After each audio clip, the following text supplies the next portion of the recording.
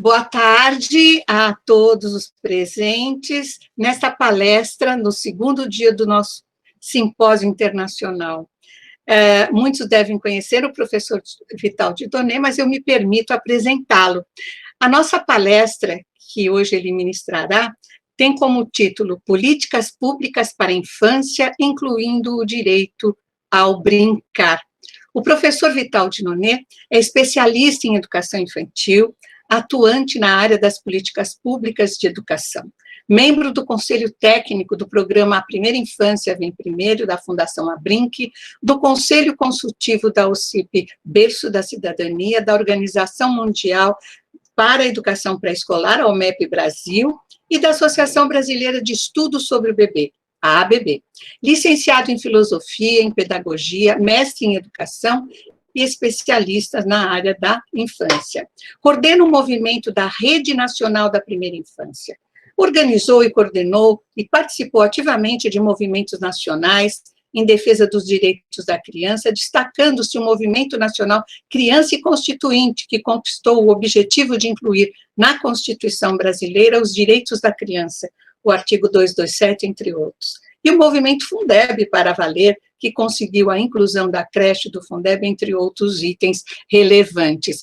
E a biografia vai muito além do que eu acabei de destacar. Tem sido um parceiro de todos os que acreditam na infância, tem sido um parceiro de muitos projetos e programas, no qual e eu tenho um grande prazer em tê-lo como amigo. Gostaria de passar, então, a palavra ao professor Vital Dieudonné, e dizendo que nós teremos 50 minutos, digamos assim, para a sua apresentação, professor, deixando os 10 minutinhos finais para eventuais perguntas que possam ocorrer, ok? Então, eu peço a todos que desliguem os seus microfones para que nós tenhamos um bom áudio e aproveitarmos a palestra. Professor, muito obrigada pela sua generosidade em estar conosco nesta tarde. A palavra é sua.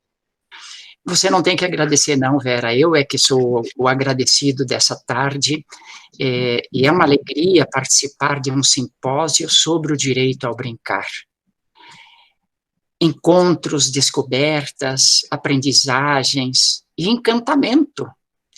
Tudo isso está acontecendo desde a manhã de ontem, atravessou o dia e entrou na noite.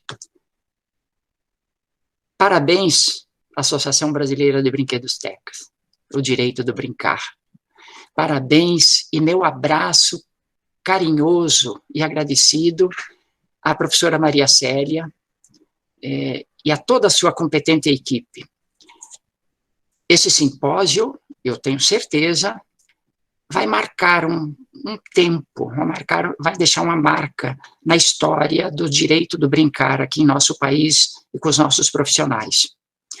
E é uma alegria e uma honra para mim, Vera, ter você, minha amiga, como você também já mencionou, de tantos anos e de tantos projetos em comum na área da primeira infância, especialmente da educação infantil.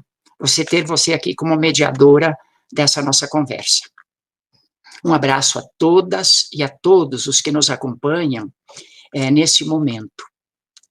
Políticas públicas para a infância, incluindo o direito de brincar. Que tema fascinante.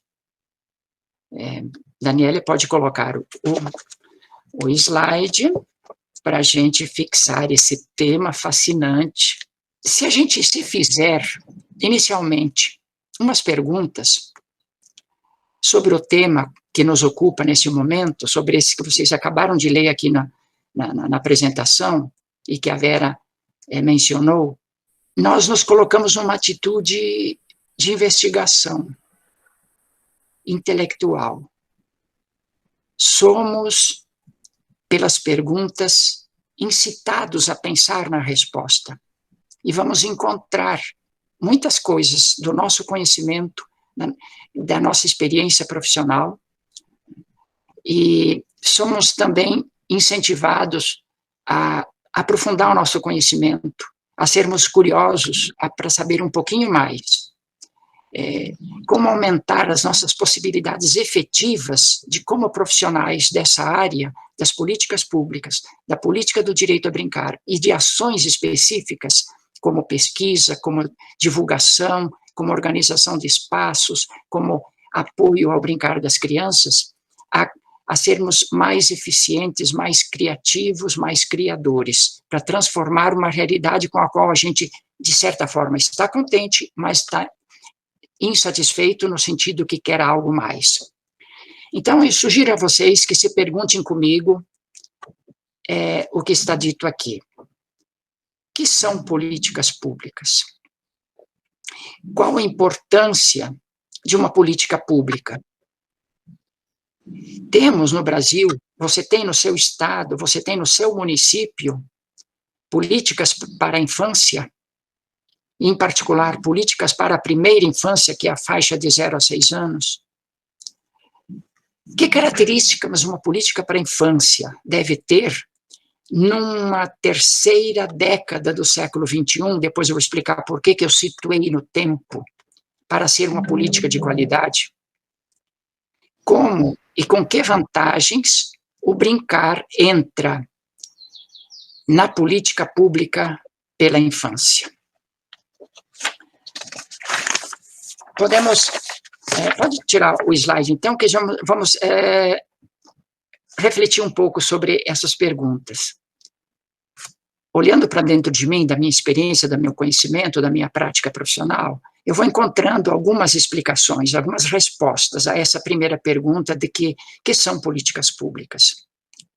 E eu entendo que é o seguinte, é a afirmação da vontade, portanto, é uma escolha intencional do governo de atender um determinado direito, uma necessidade, uma demanda social presente, e, além disso, é um projeto de futuro, que a política não resolve só os problemas do presente, ela projeta um cenário melhor em relação àquele direito para o qual ela organiza as ações.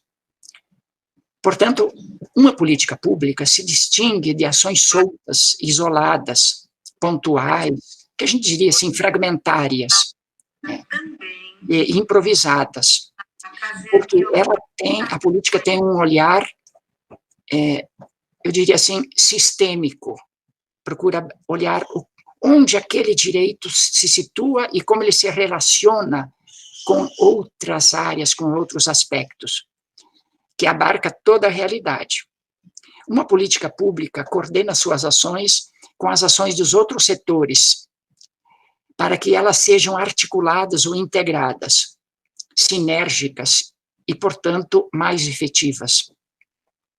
Por isso, a política pública não é apenas a vontade e a decisão política, não é apenas o olhar holístico da realidade na sua complexidade e com diagnóstico preciso, mas é um plano de ação, ela exige um plano de ação. A política determina que se elabore um plano para dar praticidade, para colocar na realidade esse construto intelectual que é a compreensão da complexidade da realidade, das demandas, do desejo, do direito, de como se transforma. Então, ela não é apenas uma análise e uma decisão, mas ela é uma transformação, né? E ela cria, então, essa esperança de um tempo melhor, de um tempo futuro. Tomemos para exemplificar a Política Nacional de Saúde, que hoje, com o coronavírus, se tornou muito mais presente na sociedade brasileira, no mundo inteiro, né?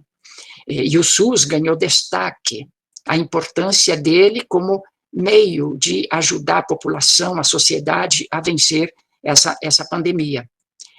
Essa Política Nacional de Saúde, e eu falo Política Nacional de Saúde, ela estende o olhar sobre toda a dimensão da vida humana, desde a concepção até o último dia que a pessoa está respirando.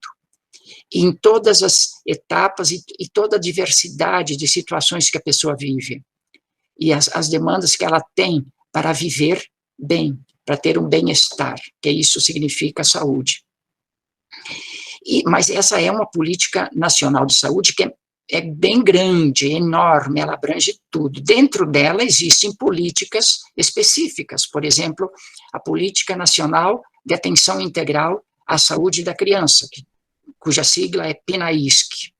Existe a Política Nacional de Imunização, existe a Política Nacional de Incentivo ao Aleitamento Materno, existe a Política Nacional da Saúde do Homem, etc.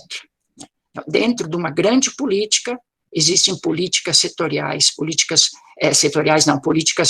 específicas para grupos ou momentos específicos da vida. Em síntese, e aí eu peço para a Daniele colocar o próximo slide, para vocês fixarem bem, ao ler essa síntese do que eu acabei de falar sobre características da política, o que caracteriza uma política pública. A política pública, Daniela, então, podemos passar o próximo slide. A política pública, então, é um olhar abrangente sobre uma dada realidade, com o objetivo de solucionar seus problemas, de atender suas necessidades, suas demandas, e criar uma realidade melhor, mais desenvolvida, mais justa. Então, eu diria assim, ele seria um resumo daquilo que eu falei em relação ao que é uma política pública. Então, ela tem um olhar abrangente, né, sobre uma determinada realidade, com o objetivo de transformá-la, né, aí ele organiza e realiza as ações deliberadas, né, e projeta, além da solução do problema, por meio de ações definidas num plano, um futuro melhor. Ele define que ele quer ir mais longe do que solucionar os problemas do presente, quer prevenir e quer criar um ambiente melhor no futuro. Então, a segunda pergunta que nós fizemos antes, qual a importância de uma política pública? Sobre isso, temos várias considerações a fazer. E para vocês me ajudarem a responder essa pergunta, imaginem, pode tirar, Daniela, um momentinho esse slide. Imaginem que não houvesse uma política nacional de educação. Tira o slide, por favor. Quem organiza o sistema de ensino? Se não existisse uma política nacional de educação, quem definiria as metas da educação nacional, estadual, municipal? Como se elegeriam os diretores de escola? Quem pensaria na oferta de cursos de formação permanente para os professores, para as professoras? Haveria ou não livros didáticos? Quem compraria? Como se faria a seleção dos livros? Quais são os livros mais adequados? Quem que iria definir? Que ideal se projetaria para a educação nacional? Ou para a educação no município? Pois bem, a política nacional de educação, ou a política de educação, seja ela também estadual ou municipal, ela reúne todas essas perguntas e muitas outras, e organiza uma ação global e articulada para atender o mais completamente possível o direito de todas as pessoas, em todas as idades, à educação, à aprendizagem, à formação para a cidadania. Então, a política, de uma parte, atende às demandas do presente e olha para o futuro, de outro lado, ela olha para o futuro, projetando um cenário mais justo, mais respeitoso dos direitos das pessoas para uma vida mais plena, mais de acordo com os seus anseios, com o seu projeto de vida, com o projeto de vida social, com o projeto de vida nacional ou do próprio município. Bom, eu queria fazer uma observação, porque podia me dizer assim, o Vital é muito idealista, como se toda política fosse boa e maravilhosa. Mas não. Existem políticas que não respeitam a ética, que não respeitam a democracia, que não respeitam as pessoas e suas necessidades. Por exemplo, uma política que incentiva ou que apoia o plantio de tabaco, de fumo, é uma política contra a saúde. Uma política que retira restrições ao uso de agrotóxicos na agricultura sobretudo na agricultura a produto de alimentação, é uma política contra a saúde. Por mais interesse que ela tenha no rendimento econômico, na exportação, no aumento de produção, mas ela está prejudicando a saúde, então é uma política má. Uma política que facilita, libera o porte, a posse e o porte de armas, é uma política assassina, empoderadas para resolver os problemas. Então, substitui o diálogo ou a discussão verbal pelo tiro, né? Então, existem políticas genocidas. Nós não vamos falar dessas, vamos falar das boas políticas, né? Sobretudo a política da primeira infância, a política do brincar. Outro item sobre a importância da política pública, agora exemplificando com o tema do brincar, porque antes exemplifiquei com da educação, o tema do brincar é a contextualização das ações, para que essa ação política que promove o brincar se cumpra no seu sentido mais pleno, mais verdadeiro. Por exemplo, uma coisa é a prefeitura fazer um edital para compra de brinquedos para distribuir para as creches, para escolas e escolas de ensino fundamental. Isso seria um ato específico, importante, mas isolado do contexto. Não conversou com os professores, não consultou as crianças, não fez uma análise com os especialistas sobre que tipo de brinquedos e como isso se insere no plano pedagógico, no projeto de educação. Então, a licitação e a compra e distribuição do brinquedo é um ato isolado. Isso não é uma política do brincar. Outra coisa é uma política municipal para atender o direito do brincar de todas as crianças, que ela parte, primeiro, de concepções, por exemplo, o que se entende por brincar? O brincar como intrínseco do ser humano, como do ser criança, especificamente, que só vive a infância a criança que brinca, e que, portanto, para viver a infância, para ser criança, todas as crianças devem ter garantido o seu direito a brincar, o tempo de brincar, os brinquedos disponíveis, a forma, a liberdade, todas as características que o brinquedo possui. Uma política para o direito do brincar, vejam bem, parte de concepções. Aquela que eu citei antes da compra do brinquedo, talvez não esteja partindo de concepção nenhuma, senão aquela que a criança precisa ter brinquedos, que isso é insuficiente.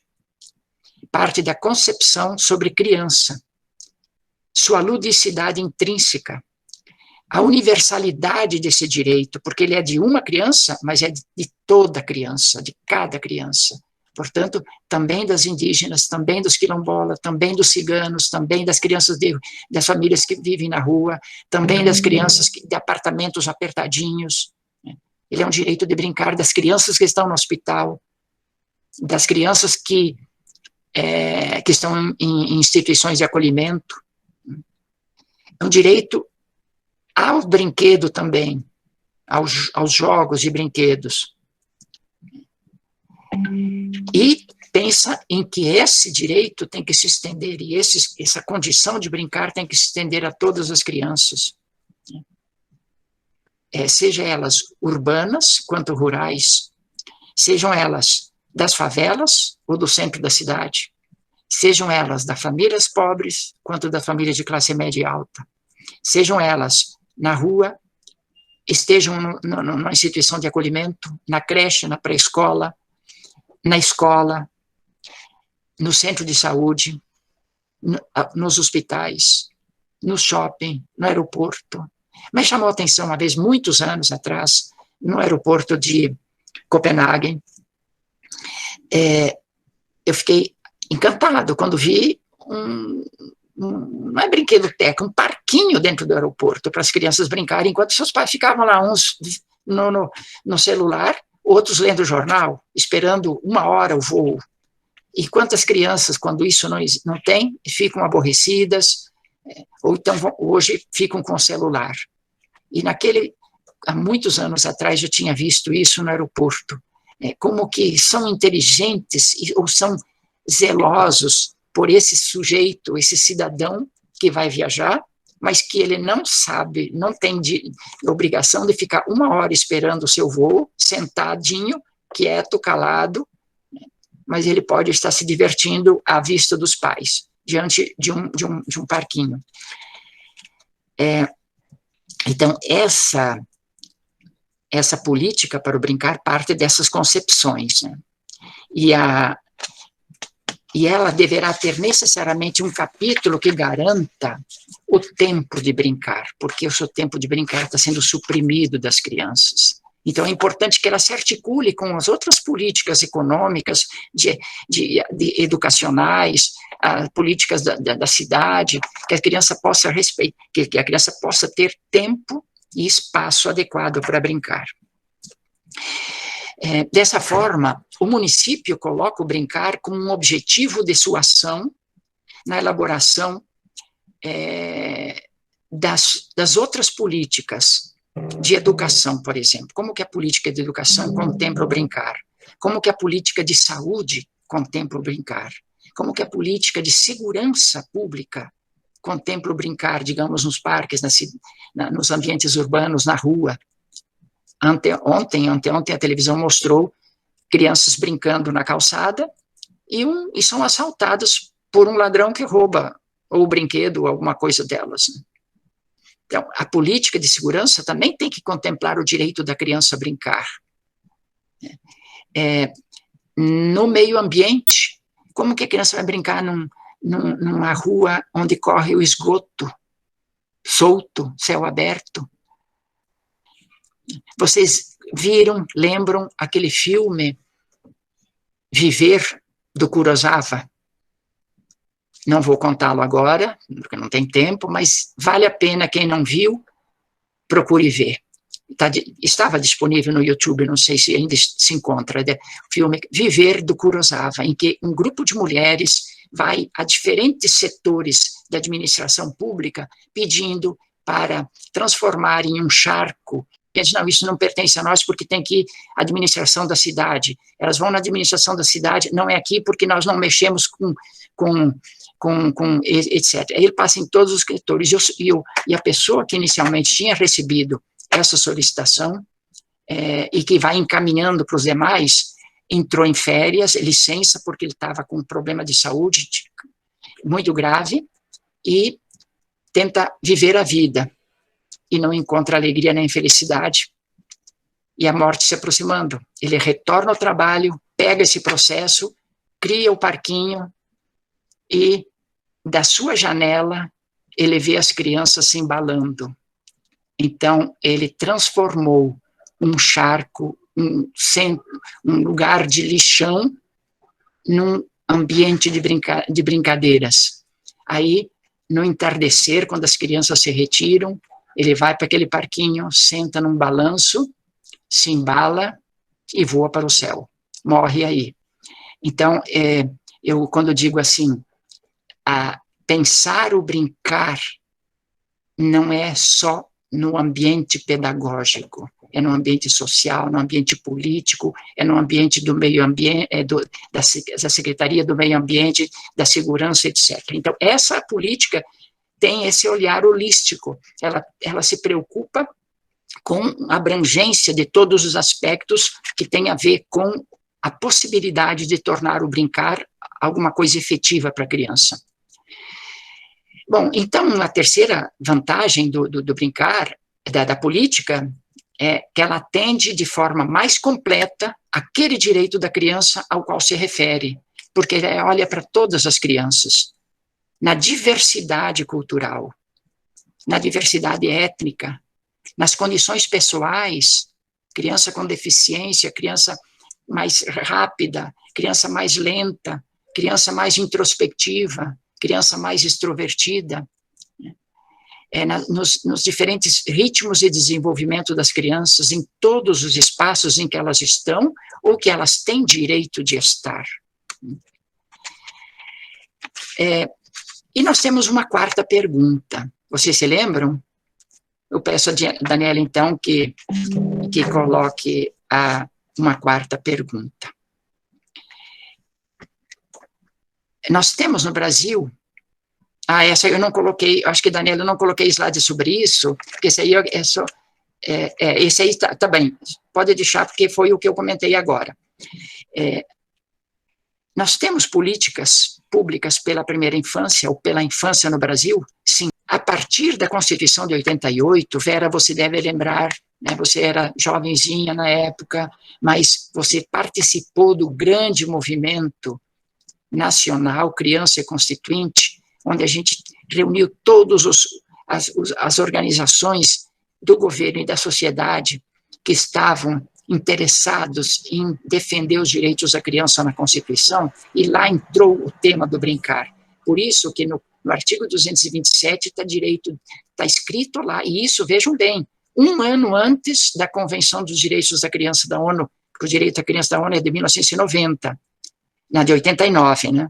E a Constituição brasileira é de 88. Então, um ano antes, um ano e um mês, né, a nossa Constituição já afirmava com o direito das crianças e adolescentes à vida, à saúde, etc., ao lazer e ao brincar, com absoluta prioridade. E a partir dessa visão social e humanista da Constituição de 88, que o Ulisses Guimarães chamou de a Constituição Cidadã, porque ela se preocupou com as pessoas, com o cidadão, com os direitos humanos, os direitos dos diferentes grupos etários, né? A partir dali começou a formulação de políticas públicas, mas, sobretudo, nas últimas 3 décadas. Foram construídas grandes, importantes políticas pela infância, na área da saúde, na área da educação, na área da cultura, da assistência social, da proteção dos direitos, e outras áreas em que o brincar entra de forma tangencial, tal como segurança, meio ambiente, etc. Então, eu vou agora fazer uma pergunta a vocês, que eu peço, então, para a Daniela colocar o próximo slide, para vocês refletirem comigo se a gente fizesse a seguinte pergunta.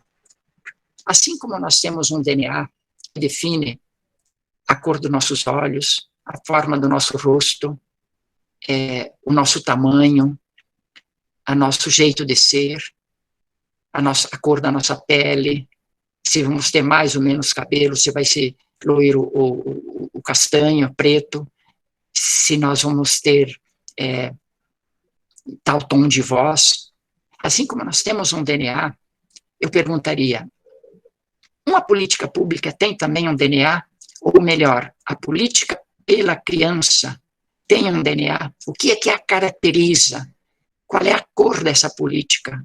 Qual é o formato? Qual é o jeito? Qual é o modo dela ser? O que faz com que ela seja ela e única, diferente das demais ações? Então, aí nós temos 5 caracterizações, poderiam ter muito mais, né? Mas eu trouxe esses 5 para refletir com vocês. O que caracteriza a política pela criança, né, para a infância? Primeiro é a ultrapassagem do âmbito doméstico para o âmbito social e político. Saímos da responsabilidade única e exclusiva da família para ter responsabilidade do Estado e da sociedade. A política, então, ela é ultrapassagem desse âmbito doméstico para o âmbito social e político. Criança e infância já são temas de Estado. Dizem respeito a direitos e à cidadania. A segunda, que criança é vista como pessoa, não como menor.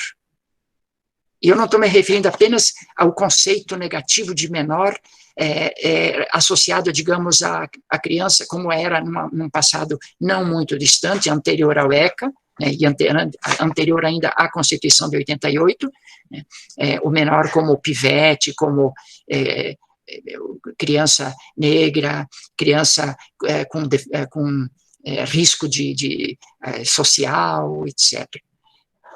aquele conceito de menor, felizmente, foi ultrapassado porque ele era discriminador, injusto, indigno da nossa linguagem. Mas ainda continuou no ambiente jurídico o menor de idade, quer dizer, aquele que não tem 18 anos, então ele tem umas características, mas não é esse também é um conceito negativo, porque ele, em vez de dizer algo sobre essa pessoa, está dizendo algo que lhe falta, ou seja, a maioridade, né?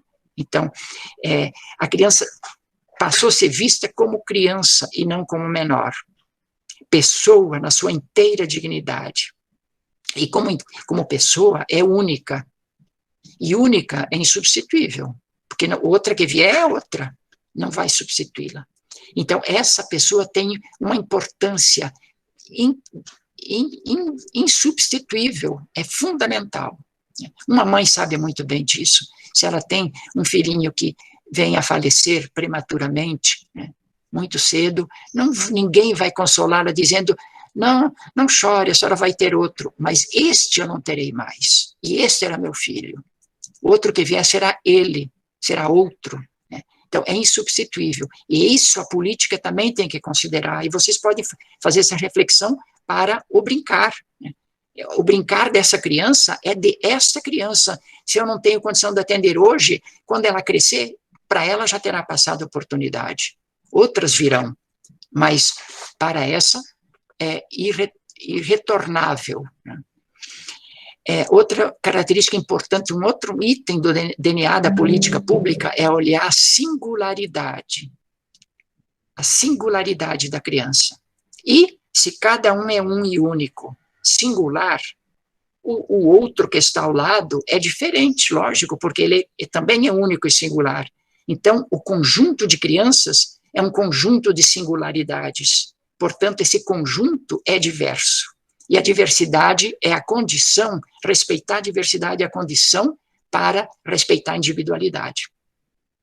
Porque se eu quero uniformizar, eu vou sacrificar alguém, ou todos em função de um, ou vou sacrificar algumas características, algumas qualidades em função daquelas que eu elegi como coletivas comuns.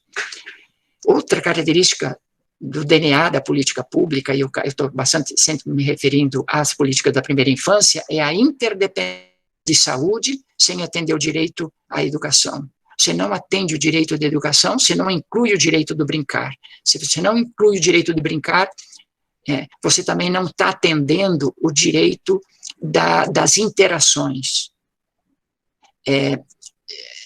Não dá para atender o direito à educação, à saúde, se não tiver segurança, se não tiver alimentação adequada, se não tiver a convivência cultural. Então, todos os direitos são interdependentes, complementares.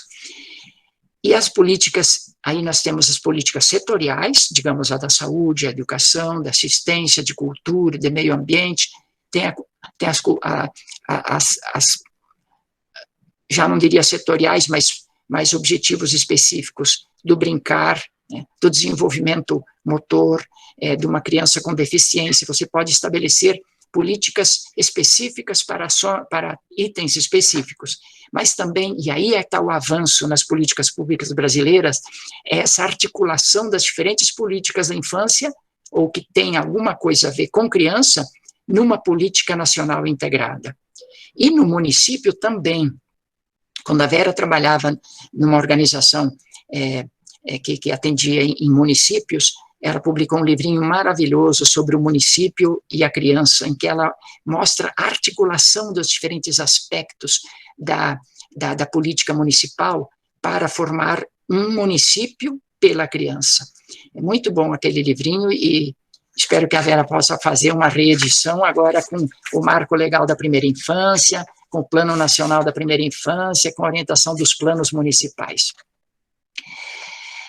Então, tendo visto essas características do DNA, eu queria passar para a próxima pergunta, que é: que características uma política para a infância deve ter nesta terceira década do século XXI, para que ela tenha qualidade?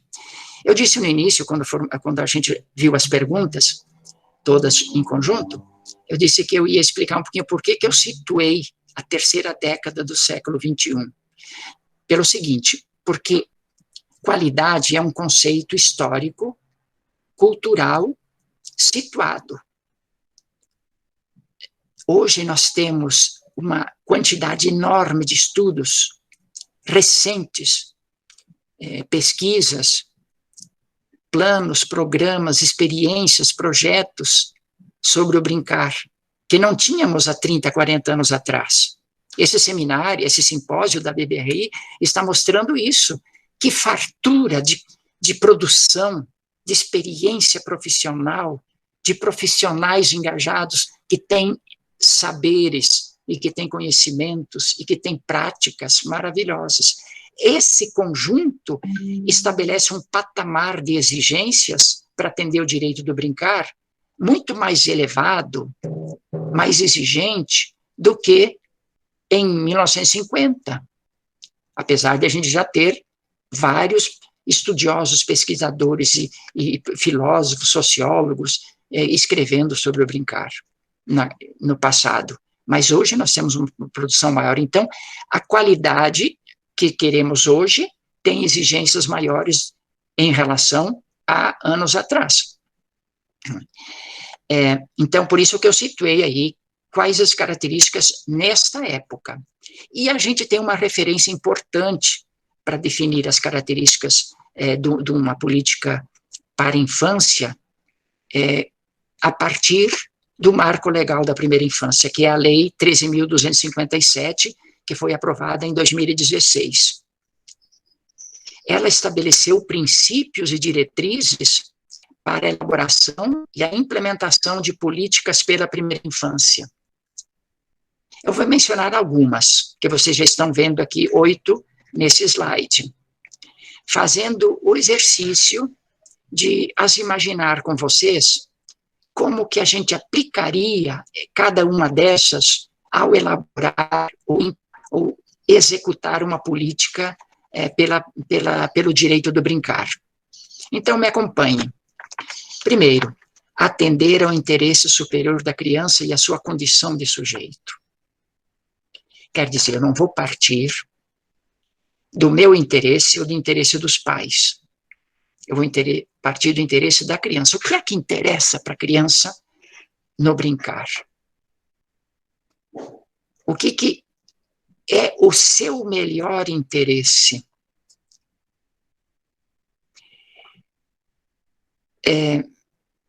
E a condição de sujeito, se ela é sujeito, ela não é um objeto para eu vender, para eu ganhar dinheiro com venda do brinquedo, ela não é objeto para eu admirar um brincar de criança.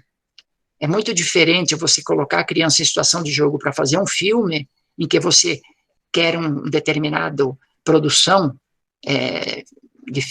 no vídeo, e aí você organiza, e as crianças estão brincando como atoras de uma coisa externa, elas estão querendo te agradar ou atender uma demanda.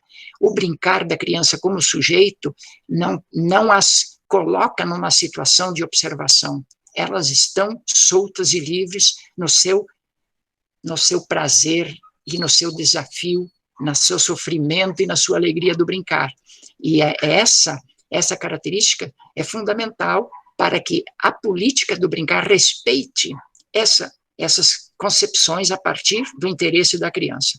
A segunda é a participação da criança na elaboração das ações que lhe dizem respeito. Aliás, esse é um princípio da Convenção das Nações Unidas sobre os Direitos da Criança. A criança tem direito de participar em tudo aquilo que lhe diz respeito, claro, respeitando de acordo com as suas possibilidades de expressão.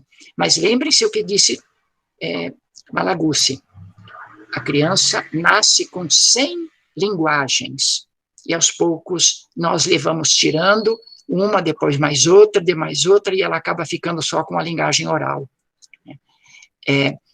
A criança expressa e ela participa de diferentes formas. Hoje nós temos uma experiência muito rica no Brasil de escuta de criança, com técnicas adequadas, em que a criança não fala. E a área da justiça Ministério Público, Defensoria Pública e o Juizado da Infância estão fazendo cursos para se habilitarem a escutar crianças, para que as crianças contem por meio de gestos, de brincadeiras, de dramatizações, ou eles captem na expressão fisionômica ou do olhar, ou do gesto, ou da reação, eles captem se a criança foi agredida, por quem ela foi agredida, se ela está se sentindo mal, está segura.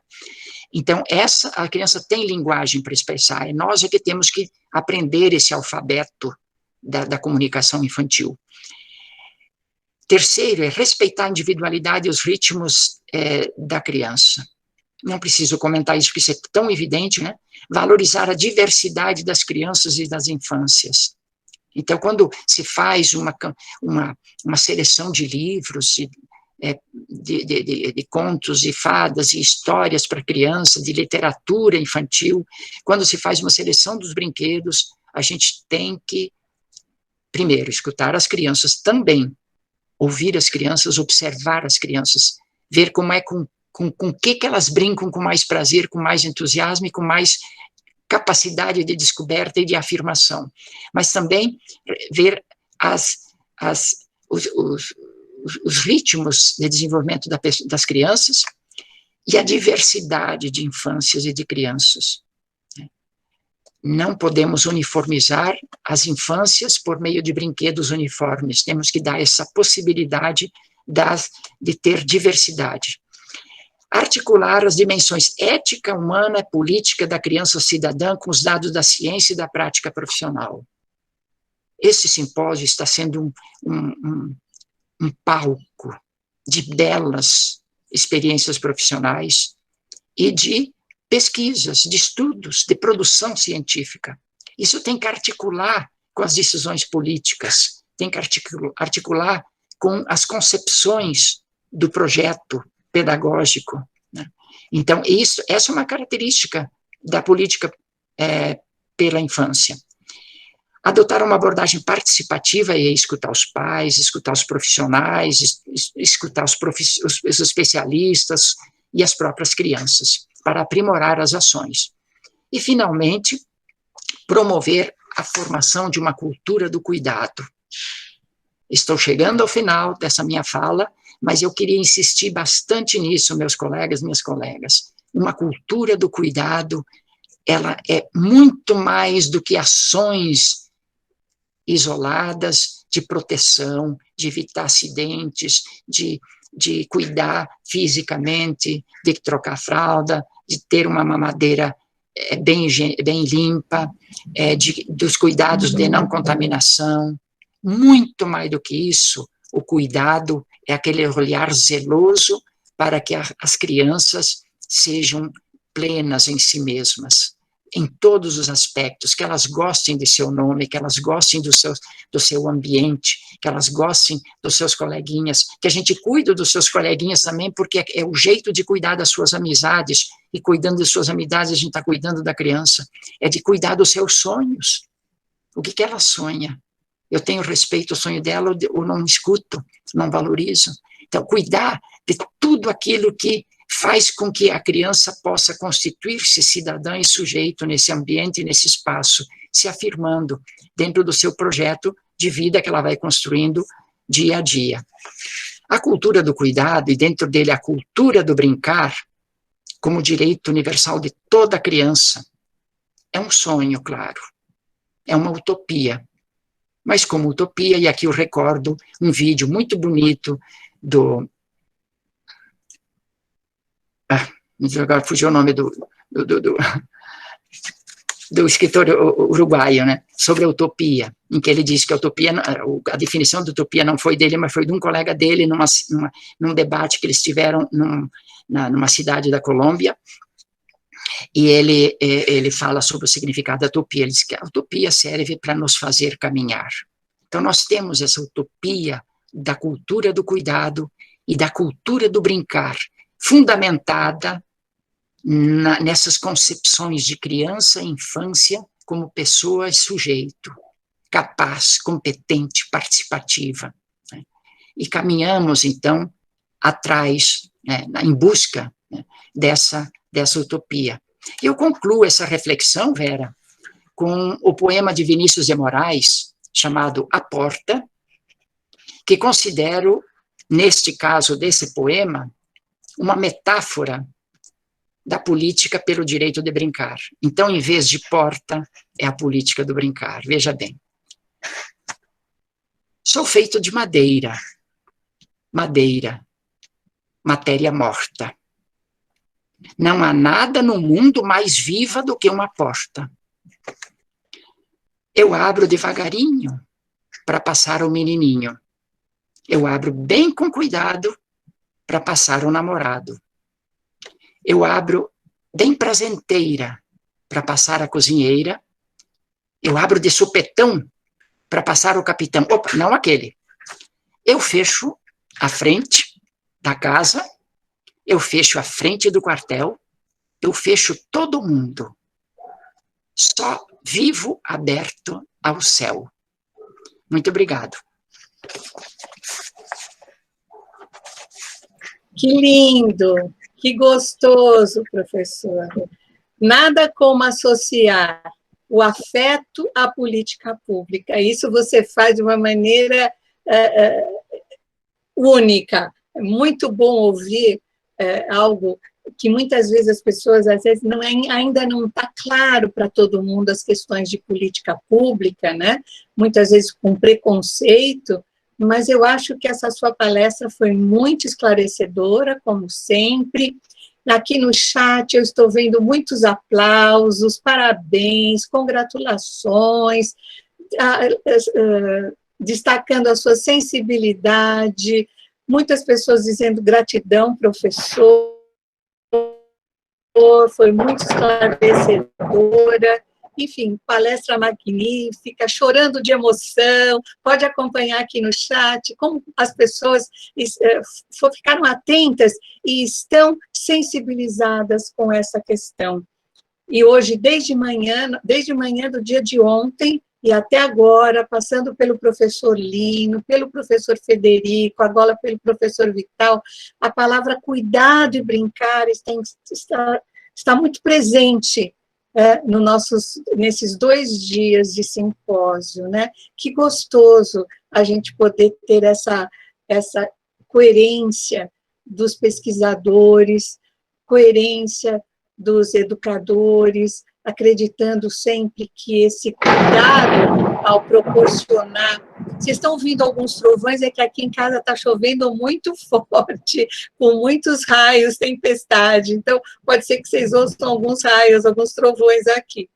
Mas, continuando, perguntas, na verdade, nós não temos aqui no nosso chat, né? Nós temos muitas reflexões, muitos elogios, e é claro, sempre, né, a esse trabalho que você realiza sempre. Eu tenho uma questão, na verdade são 2 questões, que eu gostaria então de colocar para que o professor Vital aproveitasse esses últimos minutinhos que temos, né, para responder ou refletir, enfim. A primeira delas é como garantir que as políticas públicas sejam executadas pelos governos seguintes em que foram formuladas. Essa é uma questão recorrente, né, professor? Existem várias medidas e que às vezes muda-se o governo e não se dá continuidade. Uma outra questão é como podemos ampliar as normas de profissionalização do brinquedista e as normas da brinquedo hospitalar, se tem alguma orientação quanto à política pública também. E uma outra questão que eu acho interessante a gente abordar também, principalmente num dos itens, me parece que acho que foi o item 6 ou 7, das diretrizes dos princípios do marco legal, que tem a ver com a diversidade do brincar, e reconhecendo que hoje no Brasil, principalmente no Norte, até mesmo aqui em São Paulo, nós temos recebido muitas crianças imigrantes, né? Então, que vêm da Venezuela, Boa Vista, muitos haitianos, coreanos, como é que a gente garante a presença dessa cultura, né? Já que temos que respeitar também a cultura do brincar das crianças que vêm de outros países, né? Então, mais ou menos... e uma outra última questão, já vou fazer todas de uma vez. Se existe algum curso específico de políticas públicas de educação infantil, né? Então, a palavra é sua. Obrigada, professor. Aguardamos as suas reflexões. Obrigado, Vera, pelas perguntas desafiadoras. Eu peço que todos os que estão nos acompanhando procurem responder comigo, porque eu acho que não é só escutando, a gente é suscitado por essas perguntas que merecem um entendimento e uma resposta para nos ajudar a subir, crescer, né, no entendimento e na solução dessas questões que a Vera apontou nessas 4 perguntas. Depois eu vou pedir para você repetir a segunda, porque eu não consegui captar direitinho, acho que foi no momento de um raio, então que aqui o meu microfone aqui ficou um pouco confuso, mas eu vou respondendo essas por enquanto. Como dar a continuidade das políticas públicas, e especificamente a continuidade na troca de gestão municipal? Bom, desde que eu trabalho nessa área, essa pergunta existe. Existem tentativas de resposta, existem tentativas de fazer com que se assegure a continuidade. Mas toda vez que troca governo, o próximo que chega não ouviu as discussões anteriores. Dificilmente, a não ser que seja um prefeito reeleito, ele não participou de nenhum debate sobre a continuidade. Ele vai dar continuidade na gestão dele, mas na próxima ele já vai esquecer de passar adiante, porque vai mudar de partido, ou se mantém o partido, o próximo governante vai dizer assim, mas eu quero dar a minha marca, senão eu não me reelejo, ou eu não passo de prefeito para deputado federal. Então, é que a política, primeira coisa, a gente sabe as razões, né? Sabe as razões. É conflito partidário, é o desejo de cada um afirmar-se a sua imagem, acha que a sua imagem está associada aos projetos inovadores que ele cria. Então, eu acho que formação política é um tema que deve ser trabalhado nas escolas, sobretudo no ensino médio, porque nós vamos ter que eleger políticos que a gente não sabe que formação tiveram, o que estudaram, que concepção eles têm do mundo, porque uma coisa é chegar no palanque e fazer uma proposta do que ele quer fazer para o município, mas outra coisa mais funda é aquele que ele pensa de noite lá na sua cama, ou quando ele faz uma reunião fechada para resolver uma determinada questão a quem ele convida para conversar.